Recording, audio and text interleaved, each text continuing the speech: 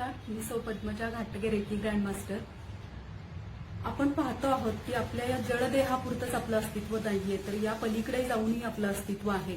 योगशास्त्रामध्ये सुद्धा सांगितलेलं आहे की आपलं अस्तित्व हे पंचकोशांमध्ये आहे आणि या पंचकोशांमधल्या प्राणकोशाबद्दल बोलतो आहोत आपण, ऊर्जेबद्दल बोलतो आहोत, रेकीबद्दल बोलतो आहोत, या डिवाइन एनर्जीबद्दल बोलतो आहोत। तर आपण सुरुवात केली ही मूलाधार चक्रापासून। चक्र आहे 7वं चक्र, सहस्त्रार चक्र, यालाच आपण क्राउन चक्र, भाग्य चक्र, कर्मचक्र असं सुद्धा म्हणतो। तर हे चक्र काय करतं? परमतत्व, परमतत्व परमेश्वर इथं आहे, जीवाशिवाचं मिलन इथं आहे। जीव आपण पाहिलं, मन, मी स्वतः, आपण अनाहत चक्रामध्ये आपलं अस्तित्व आहे आणि शिव इथं आहे। तर जीवाशिवाचं मिलन हे इथं होतं, परमेश्वर इथं भेटतो। हा सगळा साधनेचा, अध्यात्माचा भाग आहे। आपण संसारिक माणसं आहोत, आपल्याला ती साधना कितपत शक्य आहे नाही माहिती। आपल्याला फक्त आपल्या स्वतःच्या आयुष्याबद्दल, कुटुंबाबद्दल जरी आपल्याला समजायला लागलं तरी खूप आहे। आणि हे सहस्त्रार चक्र काय करतं? तर हे सहस्त्रार चक्र आपल्या शरीराला चैतन्य पुरवतं, आपल्या जीवाला जीव देतं, या शरीराला प्राण ऊर्जा देतं, या शरीरातील प्रत्येक पेशीमध्ये जीव ओतण्याचं काम हे चैतन्य करतं। म्हणून हे इतकं महत्वाचं आहे। जेव्हा कोमाची अवस्था असते पहा, जेव्हा व्यक्ती कोमामध्ये जाते एखादी व्यक्ती, तेव्हा शरीर चालू असतं, शरीराची सगळं कार्य सुरू असतं, फक्त चैतन्याचा अभाव असतो तिथे, कारण तिथे ही चैतन्य शक्ती योग्य प्रमाणात सहस्रार चक्रामधून येत नसते आणि म्हणून माणसाला कोमाची अवस्था येते। तर इतकं महत्वाची ही शक्ती आहे, ही प्राणशक्ती किंवा हे चैतन्य इतकं महत्वाचं आहे। या चैतन्यामुळेच आपल्या या जीवाला अर्थ आहे। चैतन्य नसेल तर आपला जीव अस्तित्वच नाहीये। एकनाथ महाराजांची एक कथा आहे पहा। एकनाथ महाराज कावडीतून गंगा घेऊन जात असतात घरी, त्यांना काही एका विशिष्ट साधनेसाठी, पूजा अर्चेसाठी पाणी हवं असतं आणि जेव्हा ते कावडीतून गंगा घेऊन येतात तेव्हा त्यांना रस्त्यामध्ये एक गाढव दिसतं आणि हे गाढव खूप तडफडत असतं, मरणावस्थेत आलेलं असतं ते गाढव।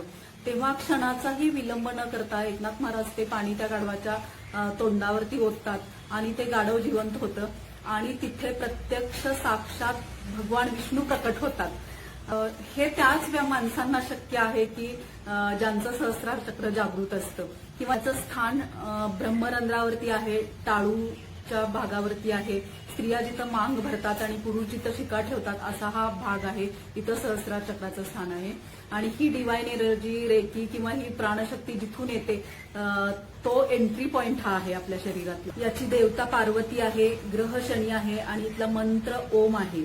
आता हे चक्र जर असंतुलित असेल तर माणसाला प्रत्येक कामामध्ये अडथळा येतो, मन अतिशय अस्थिर असतं, कोणतंही काम होत नाही, मेंदूचे आजार होतात, कान, नाक, डोळे हे जे अवयव सगळे इथले येतात त्याचे गंभीर आजार होऊ शकतात, इथं चित्रानाश होतो।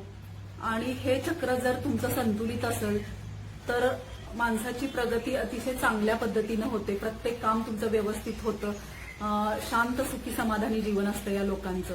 आपण प्रत्येक चक्राचे रंग पाहिले, इंद्रधनुष्य पाहिलं, ता, ना, पिही, नी, पा, जा हे जे आपण रंग पाहिलेले आहेत ते सगळे 7 चक्रांमधले हे रंग आपण पाहिले।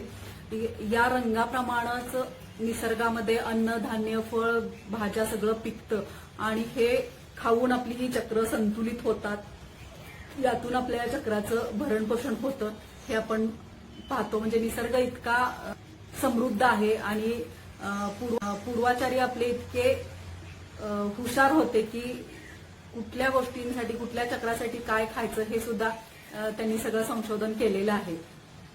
तर ह्या चक्रांचे रंग आपण जसजसे पाहत आलो, तांबडा रंग हा मूलाधार चक्राचा आहे, नारंगी रंग स्वादिष्ठान चक्राचा आहे, पिवळा रंग हा मणिपूर चक्राचा आहे, इथं अग्नितत्व आहे म्हणून हा रंग पिवळा आहे आणि हा चक्राचा रंग हिरवा आहे। तर हे जसजसे इथून रंग वरती आपण पाहत आलो आणि सहस्त्रार चक्राचा रंग कोणता आहे तर तो लख विजेचा प्रकाश जो होतो तेव्हा जो रंग होतो तो हा रंग आहे। जांभळा पांढरा हा जो रंग आहे, लख प्रकाश किंवा वीज पडताना जो लख पांढरा जांभळा रंग होतो तो हा इथला रंग आहे। सहस्त्र सूर्याचा प्रकाश इथे आहे म्हणून सोनेरी ऑरा होतो आपला। किंवा सोनेरी रंग इथला सांगितलेला आहे. ज्या लोकांची साधना असते, जे काही संत महात्म्य लोक आहेत किंवा ज्या आजच्या काळातही असे लोक आहेत की त्या लोकांची खूप साधना आहे, त्यांच्याकडे पाहिल्यानंतरच त्यांच्या चेहऱ्याकडे पाहिल्यानंतरच ते इतके तेजस्वी असतात हे लोक की लक्षात येतं ह्या लोकांची साधना आहे. आणि हे रंग जेव्हा जसं आपण एक एक चक्र पाहतो आहोत, या चक्रांचे रंग हे जसजसं वरती जातो तसं ह्या सगळ्या रंगांचं एकत्रीकरण होतंय आणि अवघा रंग एकची झाला, रंगी रंगला श्रीरंग. आपल्यातलाच श्रीरंग आपल्याला नव्या रूपाने पाहायला मिळतो किंवा आपल्यातले षडरिपू जेव्हा नाश पावतात, क्षमतात आणि आपल्यामध्ये फक्त चांगलं चांगलं आणि चांगलंच राहतं, तेव्हा हा आपल्यातलाच श्रीरंग आपल्याला दिसायला लागतो. आपल्यामध्येच एक चांगली व्यक्ती आपल्याला दिसायला लागते.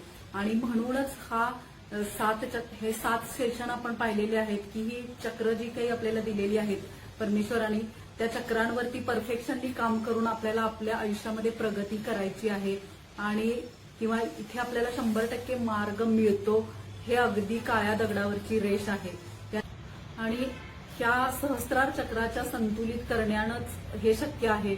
आता आपण सामान्य माणसं आहोत, आपल्याला आपल्या आयुष्यापुरतं, आपल्या कुटुंबापुरतं जरी समजलं तरी खूप आहे. एवढीच साधना आपण करू शकतो. किंवा इथपर्यंत सामान्य माणूस साधना करतो, ज्याला अध्यात्माकडे जायचं आहे तो पुढच्या पायरीकडे जातो आणि इथंच परमेश्वर तुम्हाला भेटतो. तर असं हे सहस्त्रार चक्र इतकं महत्वाचं आहे. ओम मंत्राच्या चॅन्टिंगनं याचं आपण संतुलन करू शकतो. रेकी देऊन हे चक्र आपण जागृत करू शकतो. अजून एक महत्वाची गोष्ट इथं सांगायची आहे. मेलोटोनिन नावाचं जे काही हार्मोन स्रवतं आपल्या शरीरामध्ये, तर हे नैसर्गिक पद्धतीनं झोप येण्यासाठी हे हार्मोन स्रावतं. आणि जेव्हा आपल्या शरीरामध्ये काहीतरी बिघाड किंवा या चक्रांमध्ये इम्बॅलन्स होतो, तेव्हा हे हार्मोन्स मेलाटोनिन तयार होण्याचं प्रमाण कमी होतं आणि निद्रानाशाचा विकार जडतो.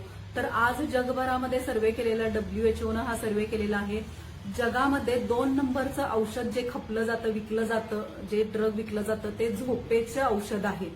जे इतकं महत्वाचं आहे ह्या चक्रांचं संतुलन असलं आपल्या शरीरामध्ये. म्हणून ह्या चक्रांचं संतुलन करणं गरजेचं आहे. जेव्हा आपण या चक्रांचं संतुलन करू तेव्हाच आपण शांत आणि सुखाचं, समाधानाचं आयुष्य जगू शकतो. धन्यवाद.